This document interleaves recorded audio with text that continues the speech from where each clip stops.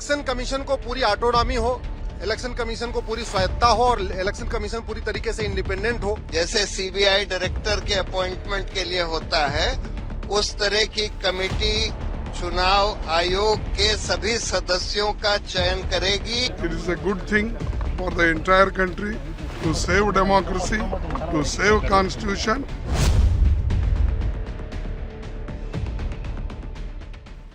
इन बारिशों से दोस्ती अच्छी नहीं, कच्चा तेरा मकान है, कुछ तो ख्याल कर। नमस्कार, मैं हूं विजय त्रिवेदी और आप देख रहे हैं हमारी खास सीरीज हेड सेंटेंस। लोकतंत्र क्या है? लोक यानी लोग और तंत्र यानी व्यवस्था, सिस्टम यानी जिस व्यवस्था को लोग चलाते हैं वो लोकतंत्र है। लेकिन हर आदमी अगर सीधे तौर पर देश नहीं चला सकता, इसलिए वो चुनते हैं प्रतिनिधि। और इनका चयन कौन कराता है? चुनाव आयोग। अगर देखा जाए तो चुनाव आयोग वो बीच की कड़ी है जो लोकतंत्र को बांध कर रखती है। लेकिन दुनिया के सबसे बड़े लोकतंत्र में आज तक इसके कर्ता धर्ताओं को लेकर कोई कानून नहीं। चोरी, डकैती, यहाँ तक कि गंदगी फैलाने पर कानून है, लेकिन लोकतंत्र के सबसे बड़े सिपहसालार कैसे बनाए जाएं, और 75 साल से सरकारें मौन रही हैं। लेकिन अब ये बदलने वाला लगता है। इलेक्शन कमीशन को पूरी ऑटोनॉमी हो, इलेक्शन कमीशन को पूरी स्वायत्ता हो और इलेक्शन कमीशन पूरी तरीके से इंडिपेंडेंट हो। जैसे सीबीआई डायरेक्टर के अपॉइंटमेंट के लिए होता है, उस तरह की कमेटी चुनाव आयोग के सभी सदस्यों का चयन करेगी। It is a good thing for the entire country to save democracy, to save constitution.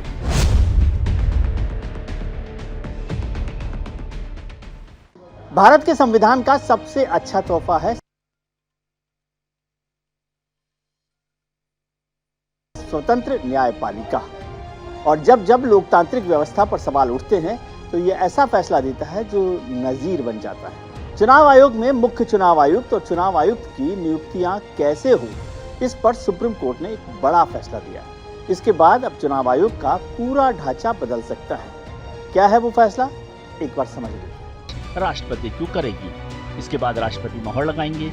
उच्च न्यायालय ने साफ कहा कि यह प्रोसेस तब तक लागू रहेगा जब तक संसद चुनाव आयुक्तों की नियुक्ति को लेकर कोई कानून नहीं बना लेती। बहुत ऐतिहासिक फैसला है जो लोकतंत्र के ऊपर बहुत असर डालेगा, क्योंकि आज तो हम देख रहे थे कि इलेक्शन कमीशन बिल्कुल सरकार के इशारों पर नाच रहा था, और उसका एक कारण यह था कि सरकार जिसको चाहे बना देती थी।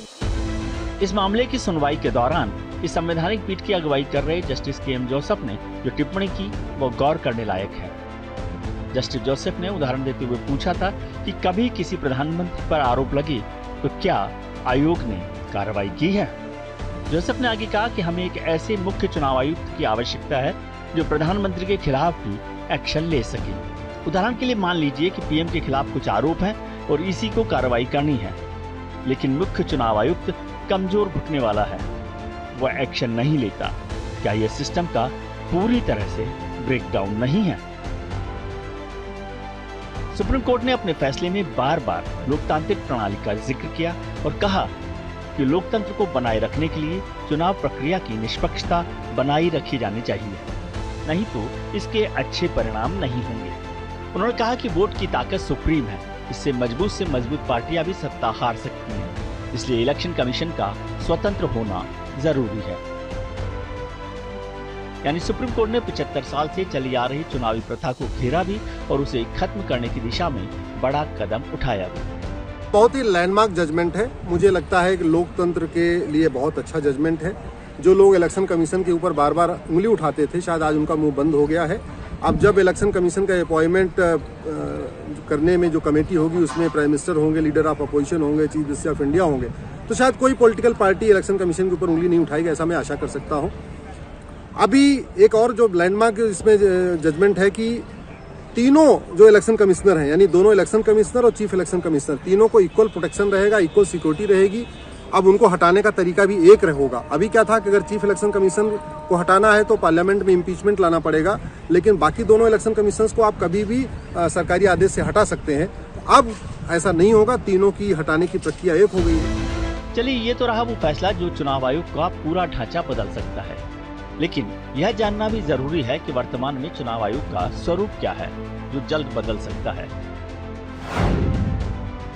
फिलहाल चुनाव आयोग में 3 सदस्य होते हैं। इनमें एक मुख्य चुनाव आयुक्त और 2 चुनाव आयुक्त होते हैं।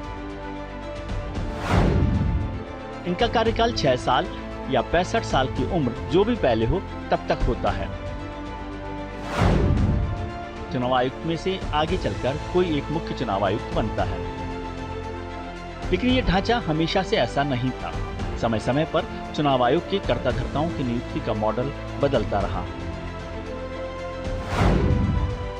आजादी के बाद चुनाव आयोग में सिर्फ एक मुख्य चुनाव आयुक्त हुआ करते थे। अक्टूबर 1989 में राजीव गांधी सरकार ने संशोधन कर 2 चुनाव आयुक्त के पद बनाए।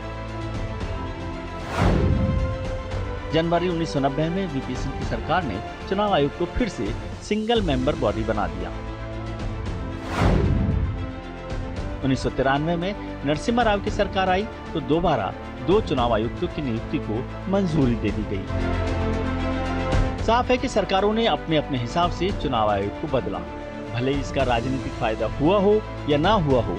अब जब सुप्रीम कोर्ट ने सरकार को आदेश दे दिया है, तब यह सवाल उठाना लाजिमी है, क्योंकि सुप्रीम अदालत ने भी किया कि संविधान में मुख्य चुनाव आयुक्त और चुनाव आयुक्त के चयन और नियुक्ति को लेकर कानून बनाने की बात हुई, लेकिन 7 दशक बाद भी कोई कानून नहीं बना। क्या ये संविधान की चुप्पी शोषण की तरह है? Bureau report, news India. हाल के दौर में चुनाव आयोग की पारदर्शिता और ईमानदारी पर विपक्ष सवाल उठाता रहा है। कभी ईवीएम तो कभी चुनाव आयुक्तों की नियुक्ति पर हो हल्ला होता रहा है। ऐसे दौर में देश की न्यायपालिका का फैसला इस बहस पर विराम तो लगाएगा ही, साथ ही देश का पूरा चुनावी सिस्टम बदल सकता है। लेकिन इसके लिए 75 साल का इंतजार कराया गया, जबकि बार बार इस दिशा में कदम उठाने की बात होती रही।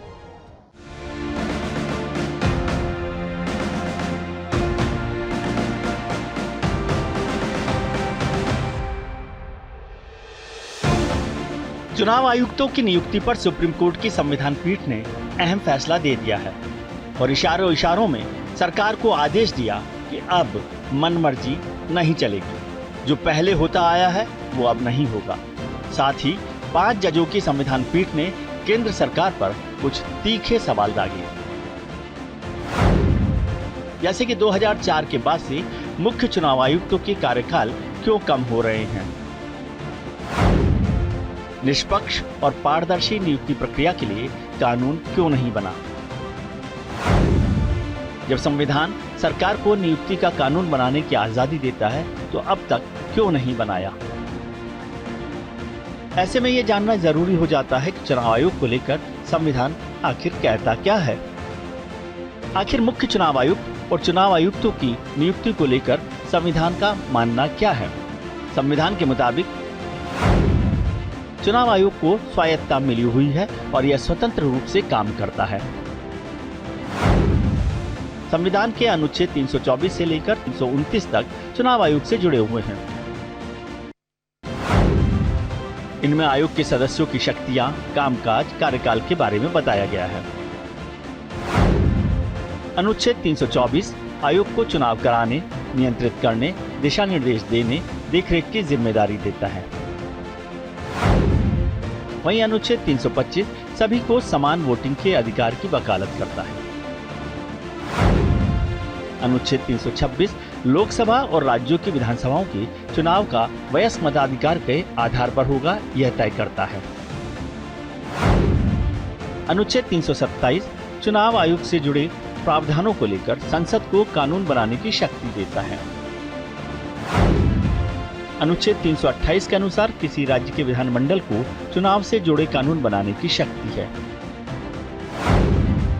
वहीं अनुच्छेद 329 चुनाव से जुड़े मामलों में अदालतों के हस्तक्षेप पर अंकुश लगाता है। इन सबसे भी महत्वपूर्ण वो अनुच्छेद है जिसका जिक्र सुप्रीम अदालत करती नजर आई। अनुच्छेद 324(2) जिसके अनुसार चुनाव आयोग में एक मुख्य चुनाव आयुक्त होगा।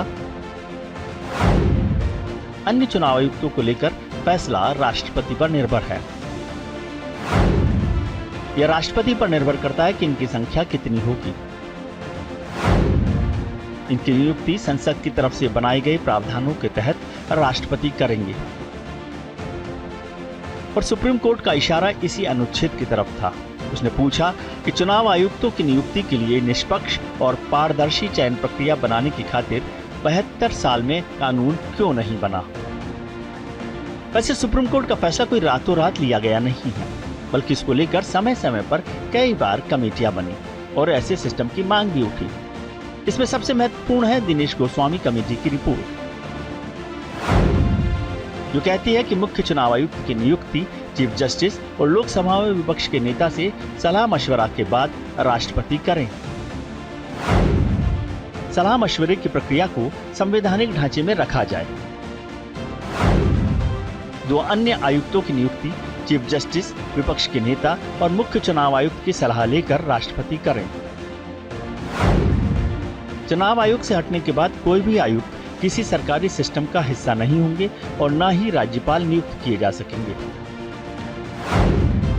गोस्वामी कमेटी की सिफारिशों के आधार पर 1990 में 70वां संविधान संशोधन विधेयक पेश किया गया, लेकिन राजनीतिक इच्छा शक्ति के अभाव में पास नहीं हो सका और 1993 में इसे वापस ले लिया गया। जो दिनेश गोस्वामी कमेटी ने कहा, संयोग से लॉ कमीशन ने भी 2015 में कुछ ऐसी ही सिफारिशें की थी।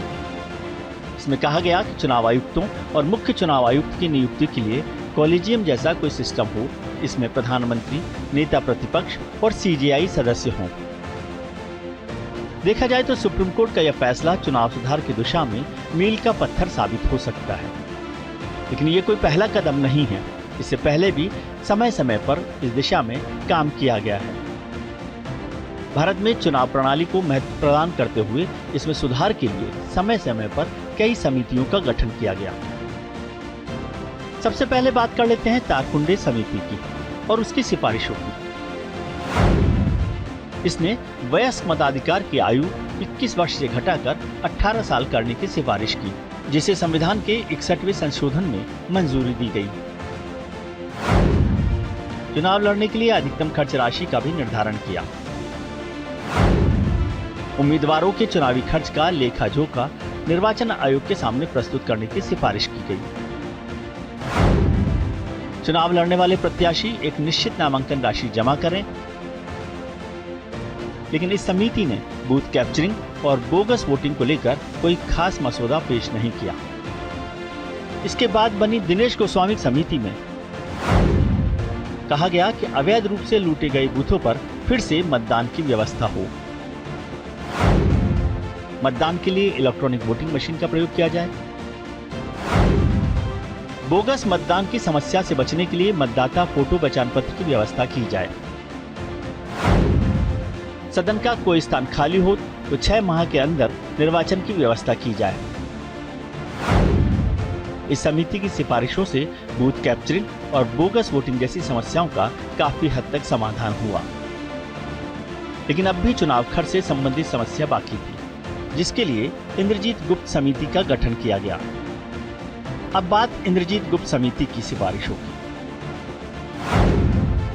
लोकसभा और विधानसभा चुनाव का खर्च सरकार वहन करे।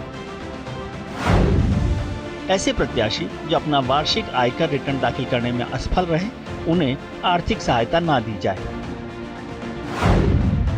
10,000 से अधिक चंदे की राशि ड्राफ्ट या चेक के माध्यम से प्रदान किए जाने की व्यवस्था हो। इन समितियों के कई सुझावों को भारतीय चुनाव प्रणाली में स्वीकार किया गया, जिससे भारत में चुनाव की प्रक्रिया अधिक विश्वसनीय और पारदर्शी हुई। ऐसे में जब सुप्रीम कोर्ट का आदेश आया है तो आने वाले दिनों में कोई और समिति बने जो ऐसे ही कुछ कदम लेकर आए, क्योंकि चुनाव सुधार की अब भी बहुत गुंजाइश है। वहीं दूसरी तरफ विपक्षी दलों ने सर्वोच्च अदालत के फैसले के बहाने केंद्र सरकार को घेरा और क्या कहा, ये भी सुन लेते हैं। When I was leader of opposition also in lower house, there also the Chief Justice and Prime Minister and leader of opposition used to be member. But ultimately, any decision goes on majority. If majority people take good decision, rational, that is welcome. Many times what happens, whatever Prime Minister says, that will be implemented. At least this time, the whosoever Chief Justice or leader of the opposition of lower house or upper house, I don't know what is the judgment, that if they jointly select good people, it is good for democracy. चाहे कांग्रेस समेत कुछ विपक्षी दल कुछ भी कहे, लेकिन इससे इनकार नहीं किया जा सकता कि अब तक सत्ता में जो भी रहा, राज चाहे जिस पार्टी का हो, चुनाव आयोगों में नियुक्तियां सरकार अपने चहेतों की ही करती रही हैं। एक टीएन शेषन ही थे जिन्होंने हम हिंदुस्तानियों को बताया कि चुनाव आयोग नाम की कोई मजबूत संस्था होती है और वो सरकार के अधीन नहीं बल्कि स्वतंत्र रूप से काम करती है, ना किसी के दबाव में आती, ना किसी की सिफारिश को खास तवज्जो देती। उनके पहले और बाद में तो चुनाव आयोग का हाल हम सब ने देखा ही है। मुख्य चुनाव कमिश्नर सिर्फ एक ऐसी समिति जिसमें माननीय प्रधानमंत्री, माननीय उच्चतम न्यायालय के मुख्य न्यायाधीश और नेता प्रतिपक्ष मेंबरान हों, वही उनका चयन कर सकती हैं। ये क्यों ऐतिहासिक है? ये ऐतिहासिक इसलिए है क्योंकि आज संस्थाओं पे 360 डिग्री से इस सरकार का प्रहार है, परोक्ष रूप से या सीधे रूप से। प्रयत्न दिन प्रतिदिन अलग अलग तौर तरीकों से होता है। तो पहला पहलू यह है कि एक बड़ी विडंबना और विचित्रता है। कुछ ऐसी संस्थाएं हैं जहां पर इसी प्रकार की समिति जो आज उच्चतम न्यायालय ने कहा है बैठती है कुछ और संस्थाओं के लिए। कुल मिलाकर कहा जाए तो जरूरत है एक स्वस्थ बहस की। चुनाव आयोग लोकतंत्र की अस्मिता का सबसे बड़ा ध्वजवाहक है और जब सुप्रीम कोर्ट ने सरकार से कह दिया है कि इस पर कमेटी बने और संसद में कानून लाया जाए तो फिर सोचना क्या है। भारतीय निर्वाचन आयोग की स्वतंत्रता के मुद्दे पर संसद में बहस और चर्चा हो और इसके आधार पर आवश्यक कानून पारित किया जाए ताकि सत्ता पक्ष हो, विपक्ष हो या जनता, सभी आखिर चाहते क्या है? पारदर्शिता और मजबूत लोकतंत्र। Bureau report, news India. आज की हमारी इस खास पेशकश में बस इतना ही, लेकिन उससे पहले अल्लामा इकबाल की कुछ पंक्तियां आपको याद दिलाते हैं। जमहूरियत एक तर्ज हुकूमत है कि जिसमें बंदों को गिना करते हैं, तौला नहीं करते। नमस्कार। इलेक्शन कमीशन को पूरी ऑटोनॉमी हो, इलेक्शन कमीशन को पूरी स्वायत्ता हो और इलेक्शन कमीशन पूरी तरीके से इंडिपेंडेंट हो। जैसे सीबीआई डायरेक्टर के अपॉइंटमेंट के लिए होता है, उस तरह की कमेटी चुनाव आयोग के सभी सदस्यों का चयन करेगी। It is a good thing for the entire country to save democracy, to save constitution